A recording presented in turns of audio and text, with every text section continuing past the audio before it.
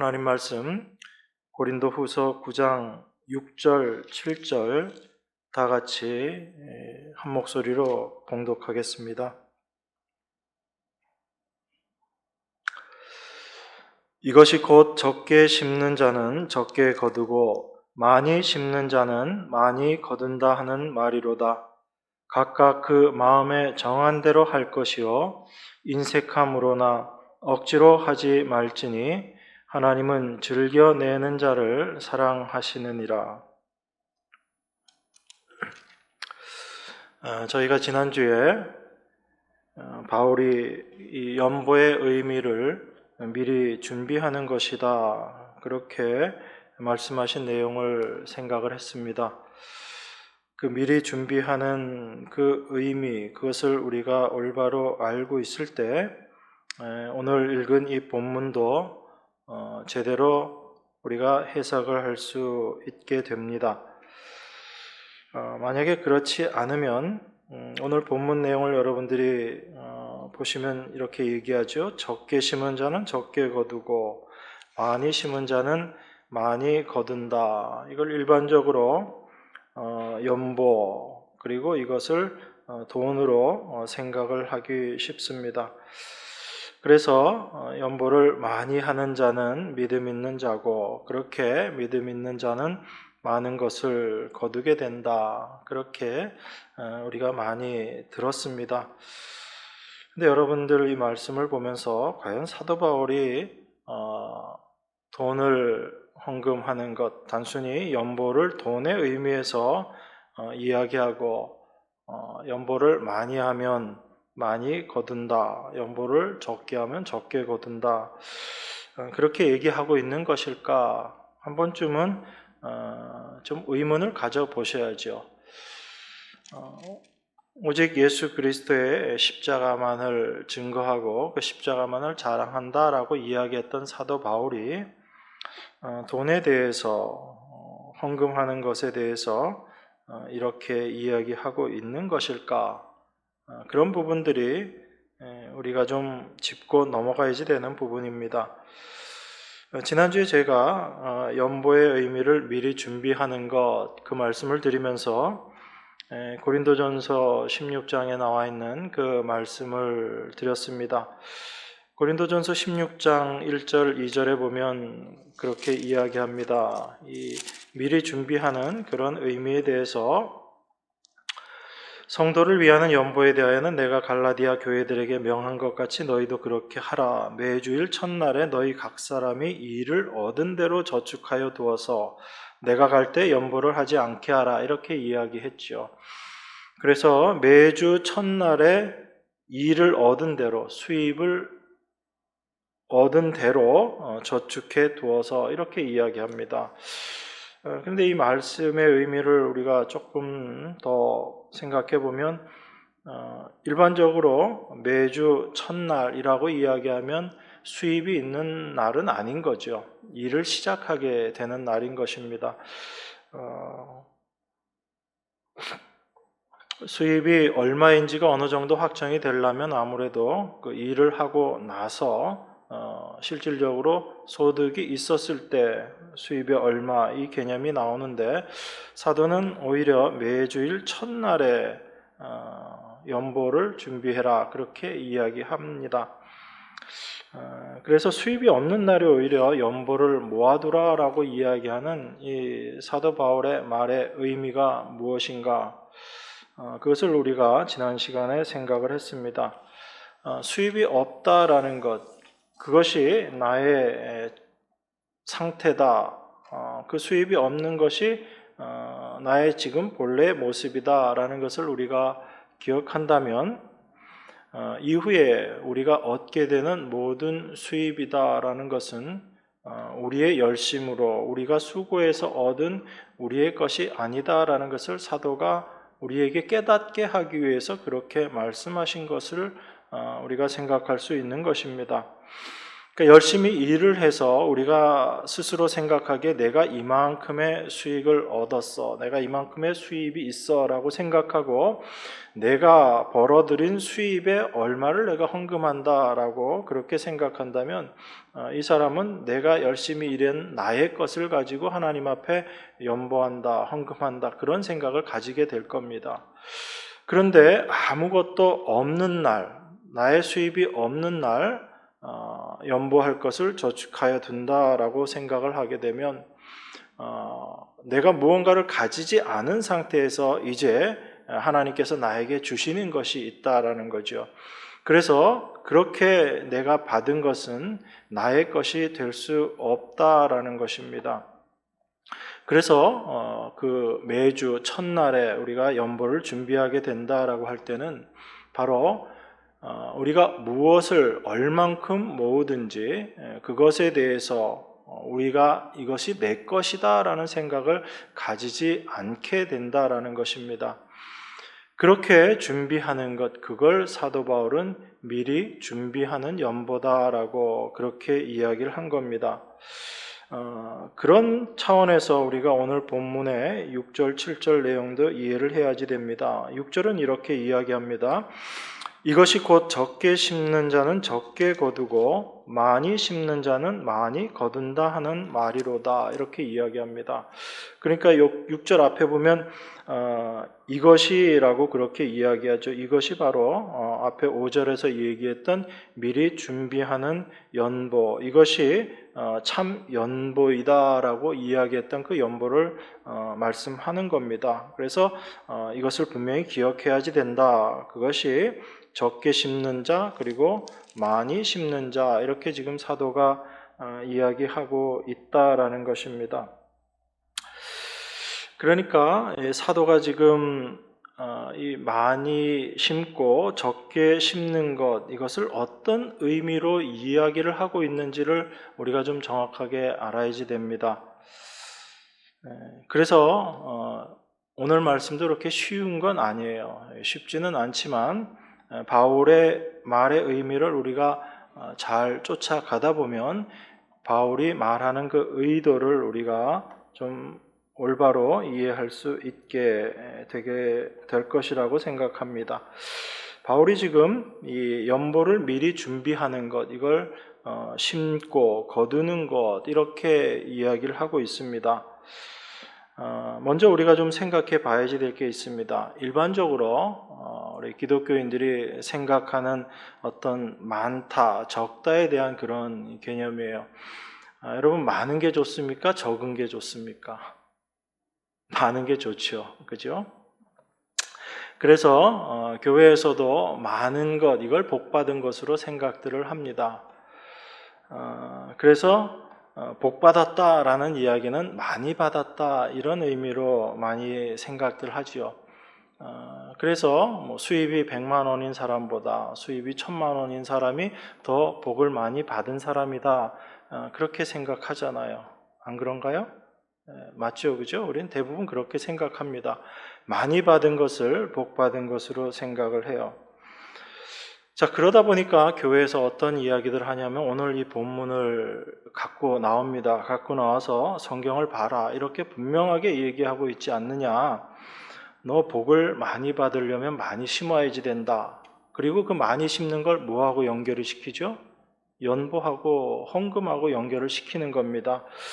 그래서 많이 심는 건 헌금 많이 하는 것이고, 그렇게 헌금 많이 하면 복 받아서 더 많이 하나님께서 주실 것이다, 그렇게 이야기합니다. 그리고 이 말을 7절하고 또 연결을 시키죠. 각각 그 마음에 정한 대로 할 것이요 인색함으로나 억지로 하지 말지니 하나님은 즐겨내는 자를 사랑하시느니라. 아주 이 말씀까지 붙여버리면 꼼짝달싹 못합니다. 여러분, 제가 이렇게 설교를 한다 그러면 여러분들 어떻게 하시겠어요? 그래도 난 많이 안 할래, 이런 생각 안 하실 거 아니에요. 힘 닿는 대로 내가 많이 하리라, 그런 생각들 여러분 다 할 겁니다. 그래서 조금 한다라고 생각할 때는 이거 내가 인색함으로 하는 거고, 이 억지로 하는 거. 근데 성경에는 억지로 그렇게 하지 말라라고 이야기하고, 또 헌금을 해도 어떻게 하라고 그러냐면 즐겨내는 자를 하나님은 사랑하신다 이렇게 이야기하니까 그래 내가 기쁜 마음으로 내야지 그러면서 헌금을 하죠. 근데 정말 그 마음이 기쁜 마음으로 그렇게 하고 있는가 하면 사실 그렇지도 못하잖아요. 그러니까 우리가 늘 헌금을 하면서도 얼마를 헌금을 해야지 되고 그런 것들에 늘 부담을 갖게 되는 거죠.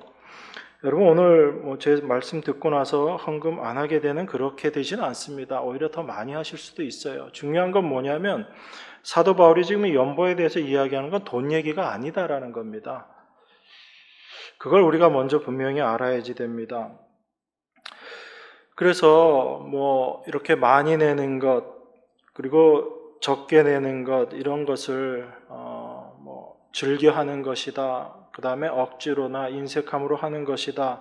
그렇게 돈으로 이해를 해버리면 이건 사도 바울이 우리에게 이야기하고자 하는 바와는 완전히 다른 길로 가버리는 거예요. 만약에 많이 헌금해서 우리가 많이 거둘 수 있다라고 얘기한다면 우리가 세상 살면서 부자 되는 방법은 아주 쉬워요. 그죠? 쉬워요? 어려워요? 정말 쉽잖아요. 그냥 많이 하면 되잖아요. 많이 하면 하나님께서 많이 거두게 해주실 거잖아요. 근데 여러분 많이 하세요? 안 하세요? 많이 해봤더니 별로 거두는 게 없었죠. 그러니까 많이 해도 반드시 많이 받는다. 이 보장도 사실은 잘 없어요. 그러니까 여러분들이 아주 담대하게 즐거운 마음으로 많이 못하는 거예요. 두렵고 떨린 마음으로 많이 할 때가 있지만 그리고 나서 돌아가시면서 또 후회하죠. 제가 여러분들 너무 인색하게 보는 게 아닌가 싶지만 우리들의 마음의 본성이 그렇다라는 것입니다. 그러니까 지금 사도 바울은 많이 내서 많이 받아라 이 얘기하고 있는 게 아닌 겁니다. 그걸 우리가 먼저 잘 생각을 해야지 됩니다. 그래서 이 성경에서 이야기하는 많고 적다라는 그 의미를 우리가 정확하게 이해를 하는 것이 필요합니다. 우리는 일반적으로 많고 적고 이런 것을 양의 개념으로 이해를 해요. 너무 분명하잖아요. 이게 많다 적다 이게 양을 이야기하는 거지. 우리들은 그렇게 생각을 합니다. 그래서 항상 교회에서도 적은 것보다는 많은 게 좋다라고 그렇게 생각을 하고 그래서 하나님도 어떤 분이시냐 많은 것을 주시는 분 이렇게 생각을 합니다. 그래서 적다라는 것에 대해서는 우리는 알게 모르게 부정적인 시각들을 갖고 있어요. 그래서 좀 적게 받은 것 같다.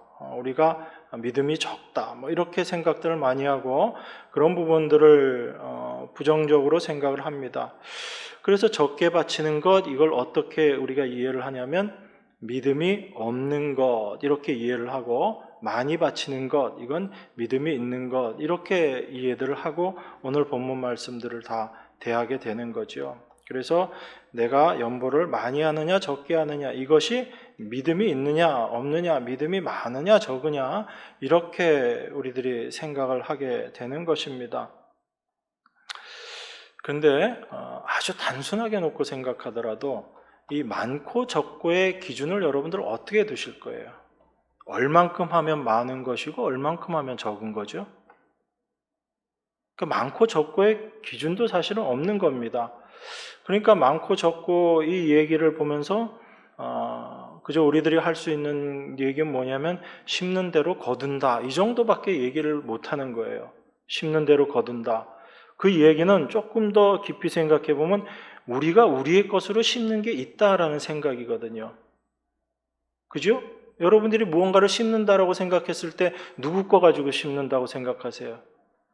여러분 거 가지고 심는다라고 생각을 한단 말입니다. 그러니까 많고 적고의 개념도 사실은 불확실한 것이고 그것을 떠나서 우리가 무언가를 심는다라고 할 땐 항상 내 것을 가지고 내가 심는다라는 생각을 먼저 갖고 있는 거예요. 그래서 내가 많이 심어서 많이 거두어야지. 결국은 연보를 생각하면서 우리 안에 있는 건 뭐가 드러나는 거죠? 그 연보를 통해서 오히려 우리 안에 있는 욕심밖에 드러날 게 없는 거예요. 그러니까 연보를 돈으로 생각하는 사람들의 그 내면에 감추어져 있는 것이 무엇인가를 우리가 이 사도 바울의 말씀을 통해서 오히려 확인할 수 있게 되는 거죠. 그래서 말씀을 통해서 우리 안에 무엇이 감추어져 있는가라는 것이 밝히 드러나는 겁니다. 그러니까 사도 바울의 이 말을, 연보를 돈으로 생각하고 그렇게 생각하는 사람들의 처음과 끝이 어떤 과정인가를 우리가 한번 유추를 해보면 여전히 그러한 마음이 내 안에 있는 악한 모습이다라는 것을 우리는 또한 발견하게 되는 거죠. 자, 예수님께서 많고 적음에 대해서 말씀하신 부분이 있죠. 지난번에도 우리가 한번 찾아봤었는데 누가복음 21장에 나와 있는 그 과부의 두 렙돈 이야기입니다. 제가 다시 봉독하겠습니다. 누가복음 21장 1절입니다. 예수께서 눈을 들어 부자들이 연복궤에 헌금 넣는 것을 보시고 또 어떤 가난한 과부의 두 렙돈 넣는 것을 보시고 가라사대 내가 참으로 너희에게 말하노니 이 가난한 과부가 모든 사람보다 많이 넣었도다. 저들은 그 풍족한 중에서 헌금을 넣었거니와 이 과부는 그 구차한 중에서 자기의 있는 바 생활비 전부를 넣었느니라. 자, 부자가 헌금을 했습니다. 그리고 가난한 과부가 두 렙돈, 지금으로 따지면 한 돈 1,000원 정도 되는 금액입니다. 그걸 헌금을 했어요. 그런데 주님이 그걸 보시고 누가 더 많이 했다고 그래요? 자, 부자가 아무리 안 했어도 1,000원도 안 냈겠어요? 이 과부가 낸 것보단 더 많은 돈을 냈겠죠. 우리가 생각하는 양의 개념으로는. 그런데 예수님은 뭐라고 말씀하시냐면 저 과부가 다른 모든 사람보다 더 많이 냈다라고 이야기하신다고요. 그러니까 우리가 생각하고 있는 많다 적다의 개념은 성경에서는 안 통하는 개념인 거예요. 그걸 먼저 버리셔야지 됩니다. 자, 그러면 예수님께서 더 많이 했다라는 그 의미가 무엇인가? 그것 우리가 고민해 봐야지 되는 겁니다. 우리가 생각해 볼 수 있는 건 그렇게도 생각해 볼 수 있어요. 비례의 의미로 생각해 볼 수 있습니다. 부자는 헌금을 했겠지만 많은 것 중에서 아주 일부를 헌금했을 겁니다. 이 가난한 과부는 두 렙돈밖에 안 되지만 자기 생활비 전부를 했다 그러니까 가진 것에 비례해서 낸 것 이렇게 생각을 한다면 과부가 더 많이 냈다라고 우리가 얘기는 해볼 수 있어요. 그런데 중요한 게 뭐냐면 그렇게 생각했을 때 그러면 그 과부가 더 많은 것을 심었으니까 더 많은 것을 받아야지 되는 거잖아요. 그럼 그 과부가 과연 부자가 됐느냐? 그 얘기 성경에 없거든요. 그럼 성경은 지금 그런 거 이야기하고 있지 않다라는 겁니다. 그러니까 예수님께서 말씀하신 더 많이 넣었다라는 그 의미는 양적으로도 많고 비례적으로 봤을 때 가진 것에 비해서 더 많이 넣었다 그런 의미도 아닌 것이다라는 것을 우리가 생각을 해야지 됩니다.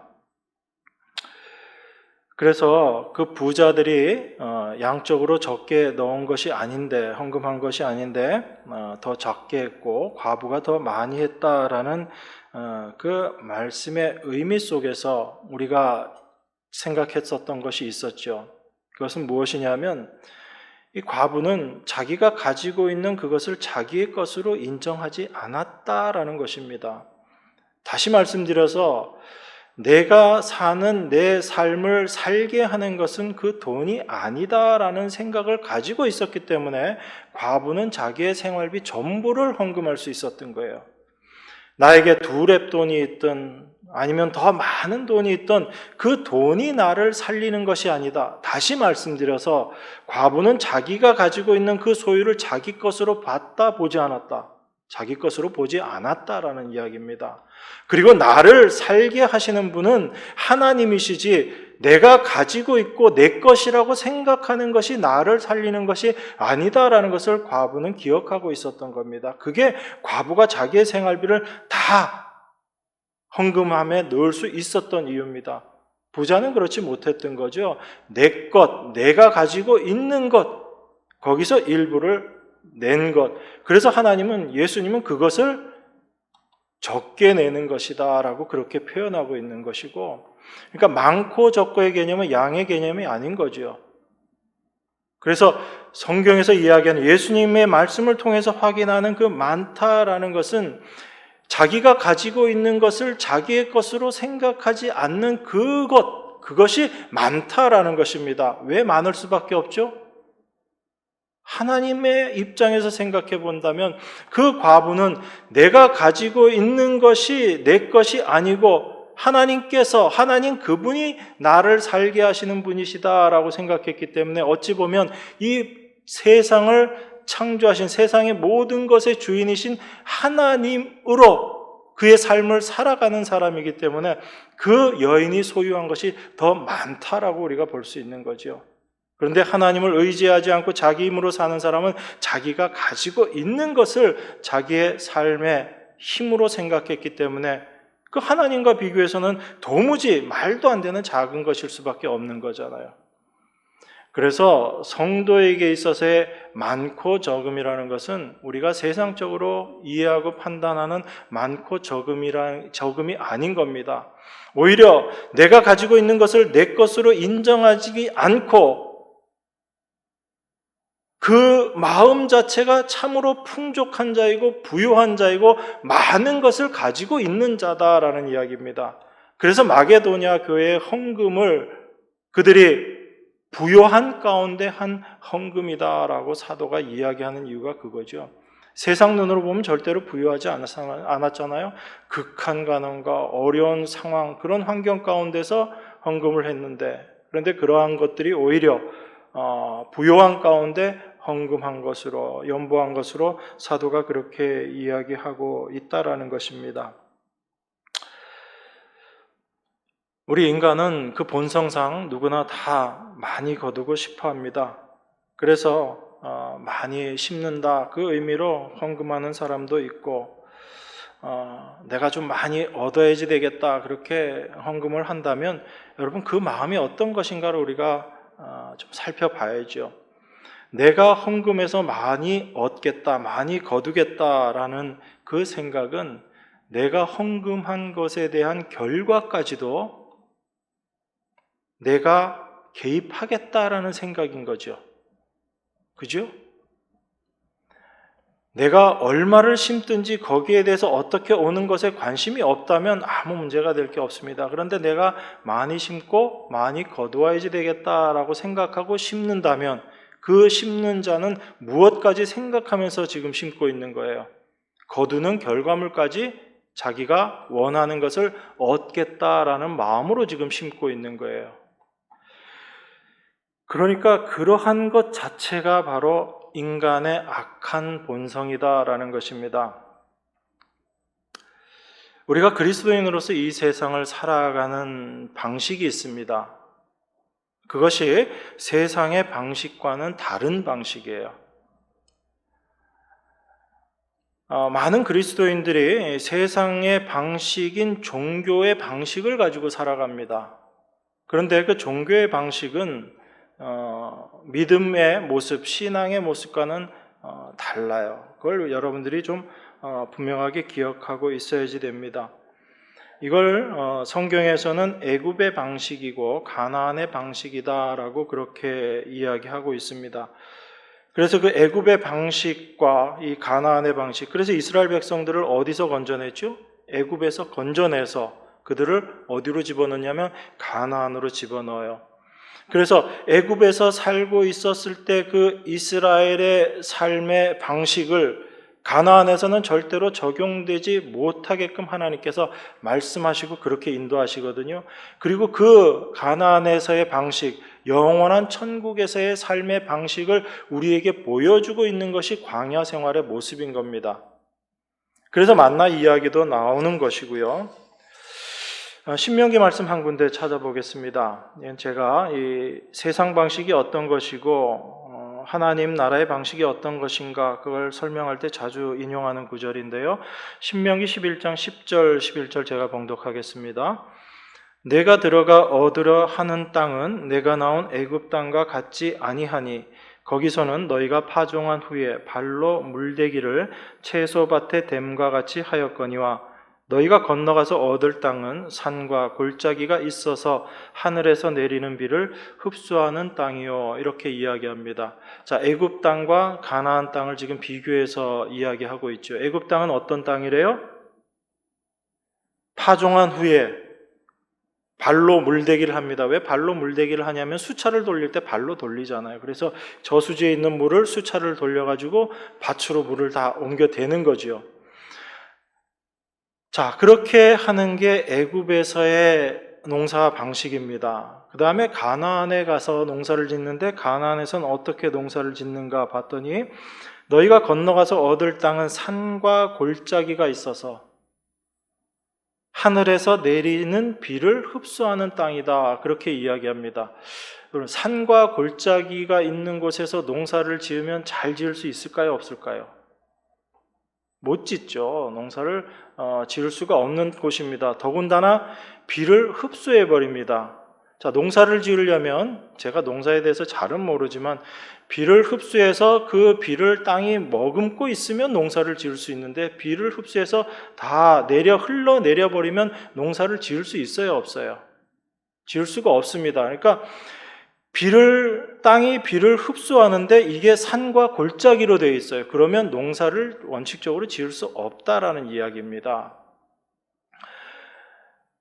자, 애굽은 어떤 곳이라고 그랬어요? 저수지가 있고 그 나일강의 물을 저수지를 통해서 끌어모아서 그리고 밭에다가 열심히 내가 수차를 돌려서 밭에다 물대기를 해서 농사를 지어요. 그러면 어떤 결과가 생기냐면 내가 열심히 했느냐 하지 않았느냐에 따라서 결과가 달라지겠죠. 게으른 사람은 1시간 돌리고 말았어요. 그러면 뭐 제대로 물대기도 못했을 거고 그러면 이 농작물이 제대로 성장도 못할 겁니다. 그런데 열심히 물대기를 한 사람은 아무리 넓은 땅이라도 열심히 물대서 아주 이 작물들이 잘 자랄 수 있는 환경을 만들어 놓는다. 그러면 많은 것을 수확할 수 있어요. 그러니까 인간의 열심에 의해서 결과물이 좌우가 되는 곳이 어떤 곳이에요? 애굽 땅입니다. 가나안은 어때요? 인간의 수고하고는 아무 상관이 없어요. 적절한 때에 하늘에서 비가 내려줘야지만 됩니다. 그 내린 비를 내가 머금고 있어서 농사를 짓는 것도 아니에요. 그래서 파종할 때 하나님께서 비를 주시고 추수할 때 비를 주셔야지 수확할 수 있는 겁니다. 그래도 우리가 파종하고 우리가 수확하지 않습니까? 그것은 그 전체적인 의미를 이해하지 못하기 때문에 그러죠. 하나님께서 비를 주시지 않으면 아무것도 수확할 수 없는 곳, 그곳이 가나안 땅이라는 얘기예요. 애굽은 인간이 열심히 하면 얼마든지 많은 결과물들을 만들어낼 수 있는 곳, 그래서 그것을 내 것으로 가질 수 있는 곳이 되는 거지요. 그런데 가나안 땅은 어떻게 돼요? 하나님께서 주셔야 가질 수 있는 겁니다. 그러니까 내가 가졌다고 해서 이게 내 게 아닌 거죠. 만약에 그게 내 거라면 내가 얼마든지 그것을 좌우할 수 있겠지만 내 힘과 상황, 내 능력과 상관없이 거두게 되는 곳, 그곳이 가나안이다라는 것입니다. 그래서 가나안에서 얻게 되는 것은 모든 것이 다 하나님의 은혜일 수밖에 없는 거예요. 내가 많이 얻었다고 해서 자랑을 할 수 있어요, 없어요? 자랑할 수 없는 것입니다. 내가 마음껏 심었다라고 해서 그것이 내 것을 심었다라고 얘기할 수 있나요? 없어요. 아무리 심어도 하나님께서 비를 안 주시면 심은 것이 헛것이 되어버리기 때문에 그렇습니다. 심는 것도 마찬가지고 거두는 것도 마찬가지고 하나님의 은혜가 함께 하지 않으면, 그래서 그것을 하늘에서 내리는 비라고 표현을 한 거예요. 하나님의 은혜가 아니면 절대로 거둘 수 없는 것, 바로 하나님께서 주시는 대로 거두는 곳, 그것이 바로 가나안의 삶이다라는 것입니다. 우리가 그것을 생각해 보면 연보 이야기에서 우리가 잊지 않아야지 되는 사실이 있습니다. 그건 뭐냐면 우리가 많이 연보하던, 우리 기준에서 많이 연보하던 적게 연보하던 그 연보할 수 있게 하신 분이 있다라는 거예요. 내가 내 힘으로 노력해서 얻은 것을 가지고 내가 연보하는 것이 아니라 내가 연보를 많이 하든 적게 하든 나에게 연보할 수 있게끔 하신 분이 계시다라는 얘기입니다. 그걸 우리가 먼저 기억해야지 돼요. 그래서 내가 심어서 내가 거두는 것이 아니라 나는 심지도 않았는데 그것을 거두게 하신 분이 계셨고 그렇게 거둔 것으로 내가 연보를 한다라는 이 생각을 우리가 가져야지 되는 겁니다. 이게 지금 사도가 우리에게 이야기하고 싶은 거거든요. 그래서 8장 15절에서도 그 얘기를 한 거잖아요. 기록한 것 같이 많이 거둔 자도 남지 아니하였고 적게 거둔 자도 모자라지 아니하였느니라 이렇게 이야기하죠. 이게 무슨 얘기라고 그랬어요? 만나 얘기라고 말씀드렸죠. 자, 만나는 이스라엘이 심은 건가요? 심지 않은 건가요? 이스라엘이 심지 않은 거예요. 이스라엘이 믿음 생활 잘해서 하나님께서 만나를 주신 건가요? 그것도 아니에요. 원망하고 불평, 불만할 때 하나님께서 주신 게 만나예요. 그러니까 하나님께서 우리에게 뭔가를 주셨다라고 생각할 때 우리가 받은 것을 생각하면서 우리가 뭘 잘해가지고 받았다라는 생각 자체를 여러분들은 아예 버리셔야지 되는 겁니다. 여러분, 법궤 안에 3가지 성물이 들어갑니다. 그 3가지 성물이 뭐죠? 다들 아시죠? 돌판, 2번째 아론의 쌍난 지팡이, 3번째 만나 항아리. 이 3가지가 들어갑니다. 이 3가지가 공통적으로 우리에게 보여주고 가르쳐주고 있는 게 뭐예요? 이걸 뒤집어서 해석하면 굉장히 오해하게 됩니다. 이 3가지는요, 인간의 죄악된 모습을 증명하고 있는 성물인 거예요. 하나님의 말씀을 주셨는데도 그 말씀 내가 다 지키겠습니다라고 하면서 우상 숭배하는 모습을 보여서 깨어진 그 돌판, 그래서 다시 만든 돌판을 법궤 안에 집어넣은 거죠. 왜 모세와 아론만 하나님과 독대하고 하나님이 그들과만 이야기합니까? 우리에게는 왜 신령한 것이 없습니까? 우리는 못합니까? 라고 그렇게 하나님 앞에 대들었던 자들에게 보여준 증거가 그 아론의 지팡이가 싸게 나게 하신 거잖아요. 만나는요, 이스라엘 백성들이 불평하고 원망하고 하나님 앞에 대들었고 모세에게 대든 게 하나님께 대든 거죠. 그 죄의 모습을 보여주고 있는 게 그 법궤 안에 들어가 있는 3가지 성물인 거예요. 그래서 법궤는 철저하게 뭘 보여주고 있는 거예요? 우리의 죄악된 모습을 보여주고 있는 겁니다. 그런데 그 우리의 죄, 심판받아서 죽을 수밖에 없는 우리의 죄 위에 무엇이 뿌려지는 거예요? 어린 양의 희생의 피가 뿌려짐으로 말미암아 우리가 영원한 생명을 얻게 된다라는 것을 보여주는 게 법궤가 우리에게 말하고 있는 거거든요. 만나도 마찬가지예요. 이스라엘이 하나님 앞에 믿음 생활 잘해서 하나님께서 만나를 주신 게 아니라고요. 오히려 원망하고 불평할 때 하나님께서 주신 것이 만나입니다. 그래서 그 만나를 통해서 하나님께서는 이스라엘에게 얘기하고 계신 거죠. 너희들의 죄된 모습이 어떤지를 만나를 통해서 확인하시는 거예요. 그래서 하나님께서 이스라엘에게 만나 주실 때 뭐라고 말씀하셨어요? 하루 먹을 치만 거두어라 라고 이야기하죠. 그랬더니 그대로 따라요, 안 따라요? 안 따릅니다. 오늘 많이 거둬서 내일 일하지 말아야지 그런 생각하면서 더 많이 거둬와요. 그랬더니 그 다음날 먹지도 못하게 다 벌레 생기고 상해버립니다. 그러니까 하나님께서 만나를 주셨어도 그 만나를 통해서 뭐가 드러나냐면 이스라엘의 죄된 본성이 드러나는 거예요.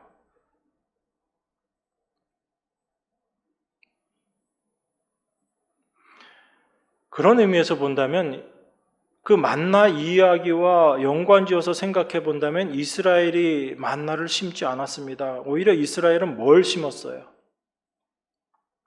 불평과 원망이라는 것을 심었죠. 오히려 죄를 심었습니다. 이스라엘이 심은 거는. 그러면 그 죄를 심은 자들이 거둬야 될 건 뭐밖에 없어요? 심판밖에 없는 거죠. 심판받아서 죽어야지 되는 자들이 이스라엘이었던 거예요. 그런데 하나님은 그들에게 무엇을 주시냐면 만나를 주시는 겁니다. 그러시면서 그 만나를 예수님께서 나중에 뭐 어떻게 얘기를 하세요? 사람이 떡으로 사는 게 아니라 하나님의 말씀으로 사는 것을 가르치기 위해서 만나를 주셨다라는 거죠. 그러니까 만나의 참된 의미는 세상적인 것을 얻고 세상적인 것을 많이 얻고 우리 육신에 먹을 양식이 아니라는 겁니다. 그 만나가 이야기하고 있는 것은 참된 생명의 양식이 되시는 예수 그리스도를 이야기하고 있는 거예요. 그 예수 그리스도를 통해서 죄인된 우리들이 영원한 생명을 얻는 하나님의 자녀가 되는 것이다. 그 생명을 이야기하고 있는 것이 만나 이야기라는 겁니다. 우리 일용할 양식 주는 게 아니라고요. 우리 육신의 양식을 주는 게 아니라고요. 그런데 그 만나 이야기를 우리 육신을 먹이는 양식으로 설명을 해버린다면 하나님께서 만나를 주신 것과는 전혀 다른 이야기가 되어버린다고요. 그래서 성경을 우리 상식, 우리 생각으로 이해하면 안 된다는 겁니다. 성경은 절대적으로 십자가를 가지고 이해를 하셔야지 돼요. 그 십자가를 통해서 나타나는 예수 그리스도를 통해서 해석이 되어야지 되는 것이 성경입니다. 이것은 구약이나 신약이나 똑같은 거예요. 여러분들이 구약을 십자가라는 틀을 가지고 바라볼 수 있게 될 때 참된 그 말씀의 의미들이 올바로 이해되는 겁니다. 만나도 결국은 예수 그리스도를 이야기하고 있는 거죠. 이스라엘은 심은 것이 죄밖에 없다라고 그랬습니다. 그들이 거둘 것은 심판밖에 없는 거예요. 그런데 그들에게 하나님께서 심은 것이 있어요. 하나님께서 이스라엘 백성들에게 심어주신 것이 있습니다. 그게 뭐냐면 바로 어린 양의 희생의 피라는 거예요. 그걸 하나님께서 이스라엘 백성에게 심어주심으로 말미암아 그게 유월절 사건이잖아요. 그 유월절 사건으로 말미암아 이스라엘이 애굽에서 나와서 산자가 된 거예요.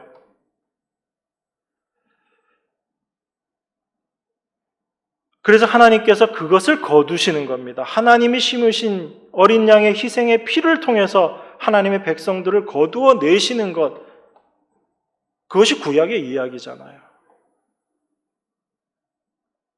사도 바울이 오늘 이야기하고 있는 것도, 그리고 만나 이야기도 동일한 것을 이야기하고 있는 것입니다. 하나님이 심으신 것이 무엇인가? 바로 하나님의 은혜를 우리 마음 가운데 심어주시고 그 은혜를 거두시는 분이 하나님이시다라는 것을 우리에게 이야기하고 있는 것입니다.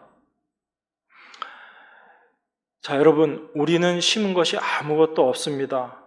그러면 우리가 심은 것이 없는 상태에서 무엇을 거두게 된다면 아무리 많이 거두어도 그것이 내 것이 아닌 거죠. 만나를 아무리 많이 거두어도 그 만나가 내 것이 아니다라는 것을 보여주는 사건이 있어요. 사건이라고 표현하니까 좀 그렇죠. 보여주는 사실이 있어요. 그 사실이 뭐죠? 아침부터 너무 정신없나요? 질문을 많이 해서. 만나를 많이 거두어왔어요. 많이 거두어와서 오늘 내가 먹고 남기리라라는 생각은 어떤 생각인 거예요? 만나를 내가 거두었으니까 내 것이다 라는 생각인 거죠. 그런데 하나님은 너 거 아니야 라고 이런 일을 해버리세요. 어떤 일을 하세요? 남겨둔 만나가 벌레가 생겨서 못 먹게 만들으시는 거예요. 그 이야기는 단순히 만나는 하루 지나면 상하는 음식이야, 이게 아닌 겁니다. 어떤 분이 그런 얘기 하시더라고요. 만나가 잘 상해서 그런 거 아니다. 그거 냉장고에 넣어둔다고 만나가 안 상할까요? 상해요. 그 만나는 하나님께서 그 날이 지나면 상하게끔 하나님께서 해버리신 거예요. 그래서 원래 상하는 음식이 아닌 게 만난 겁니다. 그래서 안식일 전에는 이틀치를 수확하게 해도, 거두게 해도 그 다음날 먹을 수 있었던 거예요. 벌레도 안 생기고 다 먹을 수 있었던 겁니다. 그러니까 하나님은 만나를 통해서 이거 너희 거 아니야 라는 걸 우리에게 이야기하고 계시는 거죠. 그래서 내 걸로 가지고 싶은데 그렇게 남겨놓아 버리면 하나님께서 그거 벌레 생기고 못 먹게 해버리시는 거예요. 여러분, 만약에 벌레가 안 생긴다라고 하게 되면 어떤 일이 생길지 한번 생각해 보세요. 자, 어떤 사람은 많이 거둘 겁니다. 많이 거두어가지고 그게 남아요. 그게 하루 이틀 지나가게 되면 어떻게 될 것 같아요? 어떤 사람은 점점 부자가 되겠죠. 부족한 사람은 그냥 부족한 대로 계속 있게 되고, 많이 가진 자와 적게 가진 자가 생기는 겁니다. 많이 가진 자는 이것을 남는 것, 그것을 내 것이라고 생각할 거예요. 하나님은 그걸 용납하지 않으시겠다는 겁니다. 누구에게 있어서? 당신의 백성들에게 있어서 그걸 용납하지 않으시겠다는 거예요. 자, 그래서 내가 아무리 많이 거두어도 남는 게 없습니다. 왜요? 많이 거두어 와도 하나님께서 얘기하신 것보다 더 거두어 와도 남는 게 없어요. 다 썩어서 버리기 때문에. 또 부족함이 있습니까? 그냥 먹고 부족하면 부족한 대로 먹고 그걸로 끝. 그래서 남는 것도 없고 모자라는 것도 없는 게 만난 거예요. 그게 하나님께서 우리에게 허락하시고 우리에게 주신 것이다라는 얘기입니다.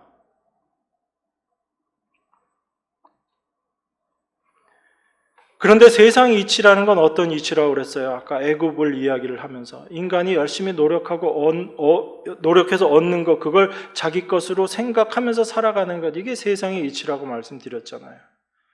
그러니까 여러분들은 지금 어떤 원리를 쫓아서 살고 계세요?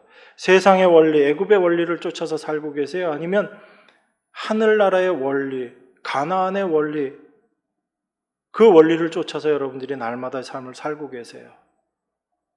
너무나 분명해지죠. 그래서 바울은 지금 우리가 어떤 모습으로 삶을 살아가고 있는가를 이 연보 이야기를 통해서 지금 보여주고 있는 겁니다. 너희가 하나님의 백성이라고 이야기하면서 고린도 교회 예를 들어서 이야기하는 거죠. 왜 연보 못하니? 형편이 어려워져서 연보 못해요. 그 형편 어렵게 하신 분이 누구니? 하나님이시잖아요.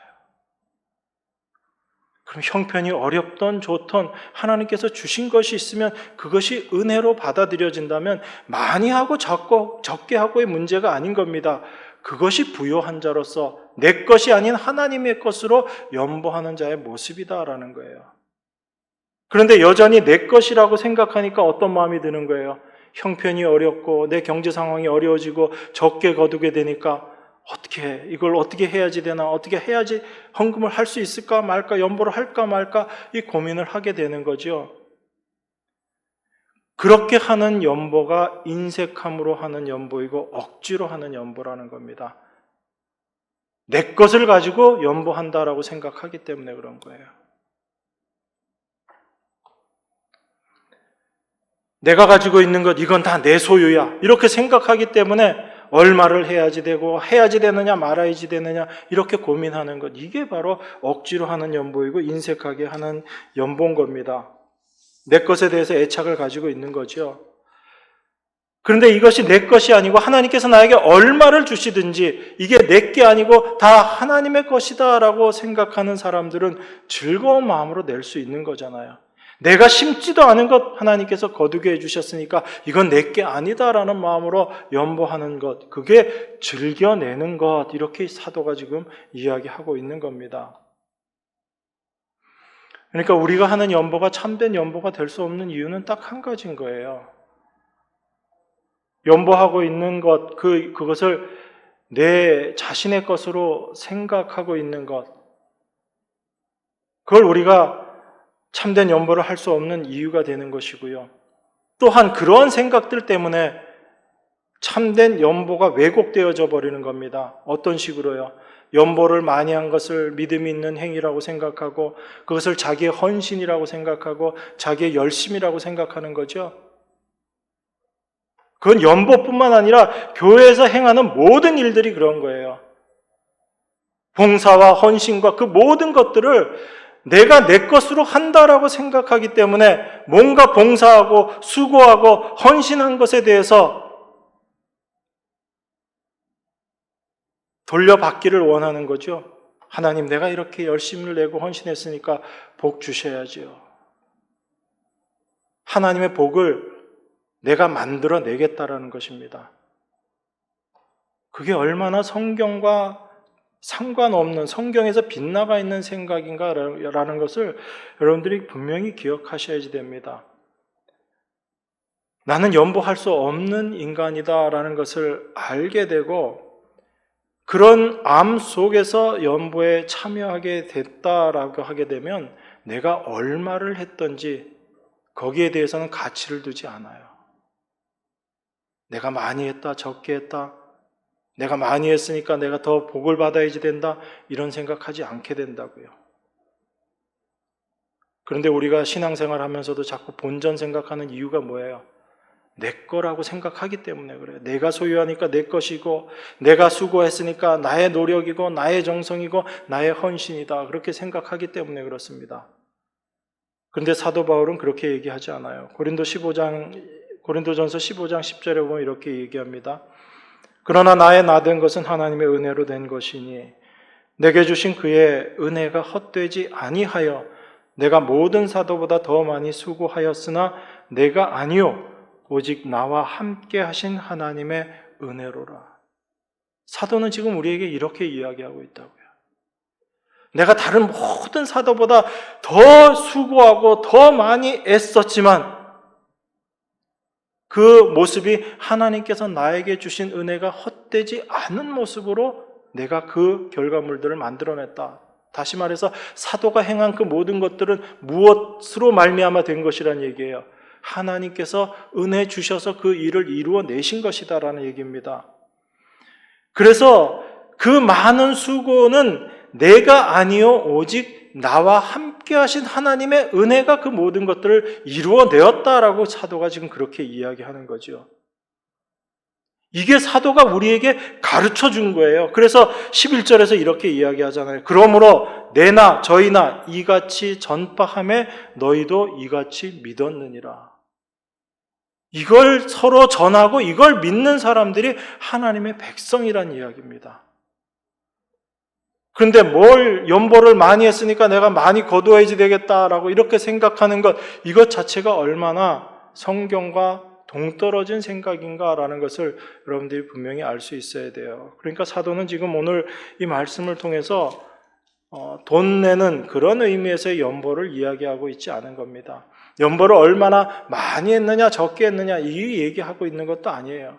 우리가 생각하는 그런 많고 적음의 이야기도 아닌 것입니다. 사도는 지금 참된 하나님의 은혜가 무엇인지를 우리에게 이야기하는 것이고 우리가 무엇으로 살아가고 있는 자인가를 우리에게 지금 이야기하고 있는 것입니다.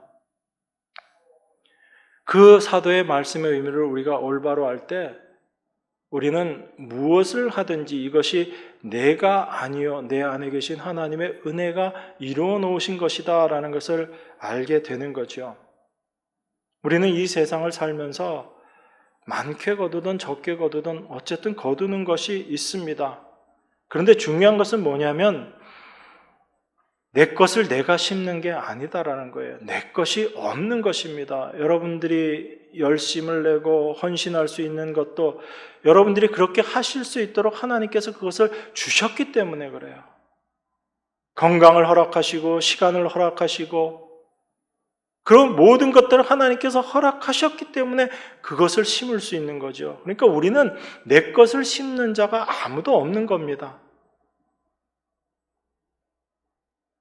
그래서 하나님께서 하나님의 것을 심으신 덕분에 우리는 살아갈 수 있게 되는 것이고 거두게 되는 것입니다. 그래서 내가 무엇을 심든지 그게 나의 의가 될 수 없는 거예요. 그런데 내가 이것을 했다고, 내가 이렇게 많이 했다고, 그것을 내 의로 드러내고, 그래서 나는 복을 받아야 되겠다라고 생각하는 것이 얼마나 세상적인 생각인가라는 것을 우리가 분명히 기억해야지 됩니다. 그걸 알지 못하면 우리는 그저 성경을 봐도 눈으로 보고 끝나는 거예요. 참된 그 말씀의 의미를 우리가 먹지를 못하는 겁니다. 우리가 무엇을 거두든지 그것은 나의 의에 대한 보상이 될 수 없어요. 우리가 거두는 그 모든 것들이 예수 그리스도 안에서 누리게 되는 은혜다라는 것을 여러분들이 기억하셔야지 됩니다. 그 은혜 안에 거하게 될 때 내가 무엇을 얼만큼 가지고 있든지 하나님께 즐거운 마음으로 기쁜 마음으로 연보할 수 있게 되는 거예요. 사도는 지금 그 연보를 우리에게 이야기하고 있는 것입니다. 이렇게 연보할 때 우리에겐 참된 기쁨이 있고 우리의 수고와 봉사 속에 우리가 기쁨으로 그 모든 일들을 감당해 낼 수 있는 거죠. 나의 것이 내 것이 아니다라는 것을 올바로 아는 자들, 그들이 참된 부요한 자들이고 참된 복을 알게 아는 자들이다라는 것입니다. 그래서 내 힘으로 할 수 있는 것이 아무것도 없다라는 것을 아는 그들의 삶의 모습 속에서 드러나는 것이 하나님의 은혜가 무엇인지 온전히 드러나게 되는 것입니다. 그렇게 될 때 사도 바울이 이야기한 것처럼 내 자랑은 오직 십자가밖에 없다라는 그 모습으로 우리가 드러나게 되는 거죠. 무엇을 하더라도 그것이 나의 자랑이 될 수 없음을, 또한 내가 자랑으로 내어놓지 않게 되기 때문에 그렇습니다. 오늘 사도가 이야기하는 이 하나님의 은혜, 참된 하나님의 주신 것, 그것이 우리에게 진정한 부요함이고, 그 하나님의 은혜, 그것이 예수 그리스도께서 우리에게 허락하신 영원한 생명이라는 그 온전한 은혜인 것입니다. 이것이 참된 부요함이고, 그 하나님의 주신 것으로 부요한 자들은 이 세상을 살아갈 때 내가 이 세상의 것을 무엇을 얼마나 가지고 있든지 그것을 나의 것으로 생각하지 않고 나의 것으로 여기지 않고 그 모든 것이 하나님께서 나에게 허락하신 은혜로 감사함으로 여기기 때문에 은혜로 받은 것을 즐거운 마음으로 내어줄 수 있는 참된 성도의 모습으로 살아갈 수 있게 되는 것입니다. 이 연보의 의미, 참된 은혜의 의미를 우리가 더욱더 깊이 알게 되고 그 하나님의 은혜를 날마다 누리며 살아가는 여러분과 제가 되기를 바랍니다. 기도하겠습니다. 사도 바울의 말씀을 통해서 우리가 여전히 세상의 방식으로, 애굽의 방식으로 살아가고 있었음을 깨닫게 됨, 또한 깨닫게 해주심을 감사드립니다. 진정 하나님의 은혜가 무엇인지, 이 세상을 살아가면서 우리가 내어놓아야 할 것이 무엇인지를 오늘 말씀을 통해서 온전히 깨닫기를 원합니다. 성령께서 참된 진리의 말씀을 우리 안에서